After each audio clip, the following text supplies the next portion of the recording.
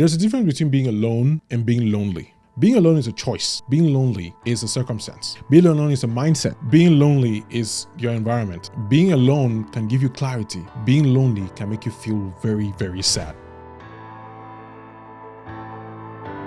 Why is being alone a choice? I think that you can choose to be alone. You can choose to walk a particular path. You can choose to be by yourself, to do certain things, to meditate, to think, to find clarity, to connect with God, to connect with your work, to just clear out the space and the clutter. Being by yourself is something that I personally encourage introverts like myself, find it a lot more easier to do. I really enjoy being by myself. I like the silence. Like sometimes I sit and it's quiet and I really enjoy it. Being alone is something that I think we need to encourage, because I find that a lot of people who are not able to be alone tend to want to seek that connection with someone else, and they think that another person will fill the hole in their hearts. And that's where loneliness comes into place, because you can meet with somebody, you can be in a party, you can be in a community, and you still feel lonely.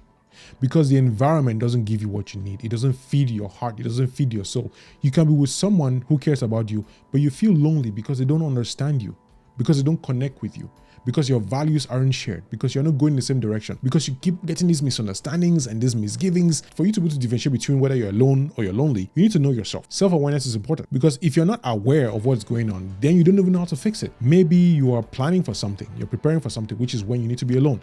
Maybe you find yourself in an environment where everybody around you is moving in a specific direction. Maybe everybody is, going to party, drinking, sinning. They're doing all these things that you no longer agree with. You feel lonely when you're among them, because you're like, I'm not on the same path as these people. I don't want to be here. But you feel this peer pressure to want to belong, to the point where you are undermining your own values, undermining your own goals to hang out with these people. And that's destroying your own sense of self-esteem. That's destroying your own self-worth. So when you find yourself in those places, you have to be able to detach. And I say you have to, you need to find a way to do it. That's why you have to rely on God. You have to rely on the power that is higher than you to be able to give you the strength to walk away, the strength to beat that temptation. And we all have it in us, the ability to look at something and say, no, I am no longer going to do this. I'm going to move away. And that's why you need to sometimes be alone. Even Jesus himself had to be in the wilderness for 40 days and 40 nights. Paul, before he started his ministry, had to go and stay by himself for 3 years, probably more, from what my friend Futi said on the podcast, which if you haven't listened, there's a Kamga Tchassa podcast. I'm going to put a link somewhere here that you can listen to it. But the idea here is this: when you're able to know yourself, know your values, know what you want, what you don't want, then you can decide if you want to be alone or continue feeling lonely. Now, if you don't know how to do that, let me know in the comment section. I can make a video about self-awareness and the way that introspection and journaling has worked for me. But it's something you have the skill to do by yourself without needing anybody. So when you know who you are, then you can know your purpose. Then you can know your direction. Then all that, your purpose,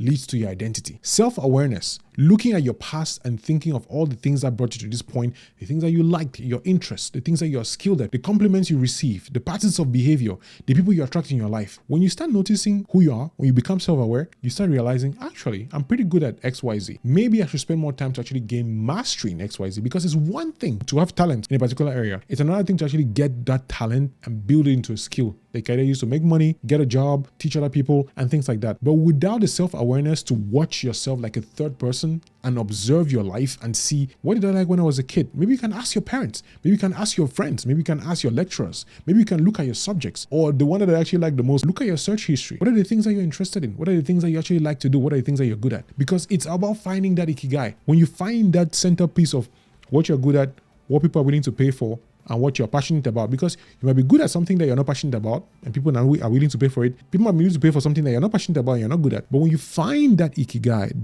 that space where you're able to do something that A, you're good at, B, you like, and C, people are willing to pay for, then you can choose at that point, you know what, where I am right now, my country, my state, my school, my job, this is not where I'm supposed to be.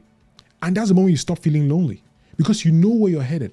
You know where you're moving. You know the direction that you're heading in your life. So when people are around you and they're making noise and they're being distracted and all these things, you're in their presence, but you're not with them. You're in the world, but not of the world. You start to discover the gifts that God has for you, and you put yourself in that direction to actually fulfill your purpose. Being alone is not the same as being lonely. And the way you discover what it is that makes you feel lonely and switch to being alone is self-awareness, purpose, and identity.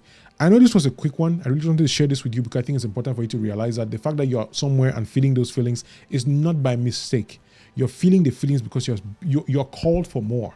You're chosen for more. And you may be in the wrong place, not just physically, but emotionally, mentally. Emotionally, you may not be understanding that this is because what you are supposed to be working on, what you're supposed to be doing, the place you're supposed to be pouring your energy, the things, the books you should be reading, the knowledge you should be acquiring. You are not doing it right now. And you need to step away. You need to be alone to get that knowledge so that when you come back, you can either gain new friends or help them discover how to actually build that community. That's a whole other conversation, a whole other day. But today, if you feel lonely, find out who you are and then decide if you want to be alone or you want to continue being that lonely. And I think when you discover who you are, when you discover your purpose, and when you know your identity in Christ, especially, you will never feel lonely, ever. You might be alone, but you will not be lonely. Thank you for watching. Here's another video that can learn more about stuff.